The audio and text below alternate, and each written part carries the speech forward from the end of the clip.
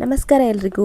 ನಾನಿವತ್ತು ಕಡಲೆಕಾಳು ಸಾಗು ತುಂಬ ಸುಲಭವಾಗಿ ಹೇಗೆ ಮಾಡೋದು ಅಂತ ಹೇಳಿಕೊಡ್ತಾ ಇದ್ದೀನಿ. ಕಡಿಮೆ ಇಂಗ್ರೀಡಿಯೆಂಟ್ಸಲ್ಲಿ ಹೇಗೆ ಮಾಡೋದು ಅಂತ ನೋಡಿ. ನಾನಿವಾಗ ಒಂದು ಕುಕ್ಕರ್ನ ತಗೊಂಡಿದ್ದೀನಿ. ಕುಕ್ಕರ್ ಬಿಸಿ ಆದಮೇಲೆ ಇದಕ್ಕೆ ನಾನು ತೆಂಗಿನ ಎಣ್ಣೆನ ಹಾಕ್ಕೊಳ್ತಿದ್ದೀನಿ. ಒಂದು 4 ಸ್ಪೂನು ತೆಂಗಿನ ಎಣ್ಣೆ ಹಾಕ್ಕೊಂಡ್ರೆ ಸಾಕು. ಈಗ ಎಣ್ಣೆ ಬಿಸಿ ಆದಮೇಲೆ ನಾನು ಇದಕ್ಕೆ ಜೀರಿಗೆನ ಹಾಕ್ಕೊಳ್ತಿದ್ದೀನಿ. ಜೀರಿಗೆ ಸ್ವಲ್ಪ ಸಿಡಿಬೇಕು. ಸಿಡಿದ್ಮೇಲೆ ನಾನಿಲ್ಲಿ 4 ಬೆಳ್ಳುಳ್ಳಿ ಸಿಪ್ಪೆ ತೆಗೆದು ಅದನ್ನು ಚಿಕ್ಕ ಚಿಕ್ಕದಾಗಿ ಕಟ್ ಮಾಡಿ ಹಾಕ್ಕೊಳ್ತಿದ್ದೀನಿ. ಇದನ್ನು ಸ್ವಲ್ಪ ಹೊತ್ತು ಫ್ರೈ ಮಾಡ್ಕೊಳ್ಬೇಕು.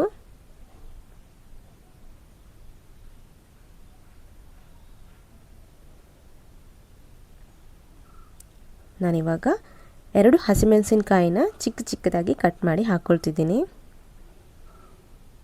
ಇದನ್ನು ಸ್ವಲ್ಪ ಹೊತ್ತು ಫ್ರೈ ಮಾಡ್ಕೊಳ್ತೀನಿ.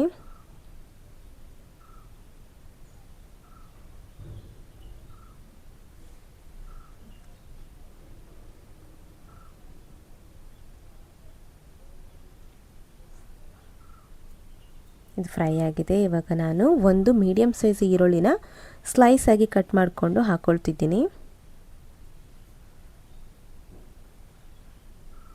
ಇದನ್ನು ನಾನು ಸ್ವಲ್ಪ ಹೊತ್ತು ಫ್ರೈ ಮಾಡ್ಕೊಳ್ತೀನಿ. ಇದನ್ನು ಗೋಲ್ಡನ್ ಬ್ರೌನ್ ಬರೋ ತನಕ ಫ್ರೈ ಮಾಡಿಕೊಂಡ್ರೆ ಸಾಕು. ನೋಡಿ, ಇವಾಗ ಗೋಲ್ಡನ್ ಬ್ರೌನ್ ಬಂದಿದೆ.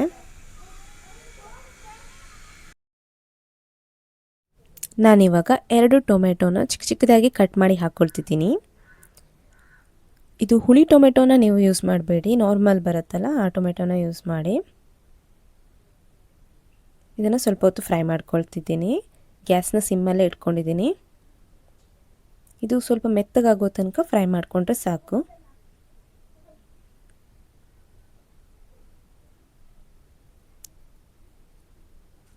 ನೋಡಿ, ಇದು ಇವಾಗ ತುಂಬ ಮೆತ್ತಗಾಗಿದೆ. ಇದಕ್ಕೆ ನಾನು ಸ್ವಲ್ಪ ರುಚಿಗೆ ತಕ್ಕಷ್ಟು ಉಪ್ಪನ್ನು ಹಾಕ್ಕೊಳ್ತಿದ್ದೀನಿ. ಒಂದು ಅರ್ಧ ಸ್ಪೂನಷ್ಟು ಅರಿಶಿನ ಪುಡಿನ ಹಾಕ್ಕೊಳ್ತಿದ್ದೀನಿ.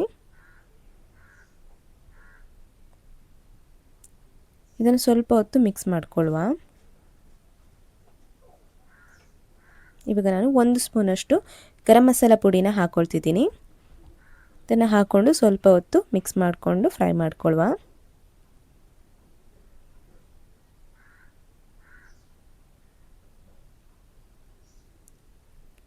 ಇವಾಗ ನಾನು 1 ಬಟಾಟೆನ ಚಿಕ್ಕ ಚಿಕ್ಕದಾಗಿ ಕಟ್ ಮಾಡಿ ಹಾಕ್ಕೊಳ್ತಿದ್ದೀನಿ.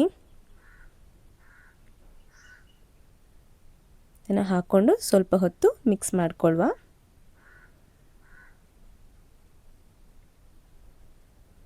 ಇದನ್ನು ನೀವು ಬೆಳಿಗ್ಗೆ ಬ್ರೇಕ್ಫಾಸ್ಟಿಗೆ ಪೂರಿ ಅಥವಾ ಚಪಾತಿ ಒಟ್ಟಿಗೆ ಕೂಡ ಮಾಡ್ಕೊಂಡು ತಿನ್ಬೋದು. ತುಂಬ ಚೆನ್ನಾಗಿರುತ್ತೆ ಟೇಸ್ಟ್. ಊಟದೊಟ್ಟಿಗೂ ಕೂಡ ಸೈಡ್ ಡಿಶ್ ಆಗಿ ತಿನ್ಕೊಳ್ಬೋದು.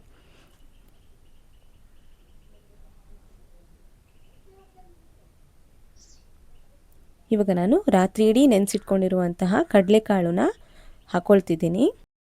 ಇದನ್ನು ನೆನೆಸಿಡೋದ್ರಿಂದ ಇದು ಬೇಗ ಬೇಯುತ್ತೆ ಮತ್ತು ನಿಮ್ಮದು ಸಮಯ ಕೂಡ ಉಳಿತಾಯ ಆಗುತ್ತೆ. ಇದನ್ನು ಸ್ವಲ್ಪ ಹೊತ್ತು ಹಾಗೆ ಮಿಕ್ಸ್ ಮಾಡ್ಕೊಳ್ಳುವ.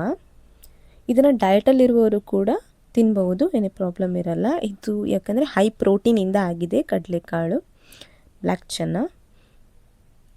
ಸೊ ಇದರಲ್ಲಿ ಮಸಾಲ ಕೂಡ ಕಮ್ಮಿಯಾಗಿ ಯೂಸ್ ಮಾಡಿದ್ದೇವೆ. ಅದಕ್ಕೋಸ್ಕರ ಇದನ್ನು ಡಯಟಲ್ಲಿರುವವರು ಕೂಡ ತಿನ್ನಬಹುದು.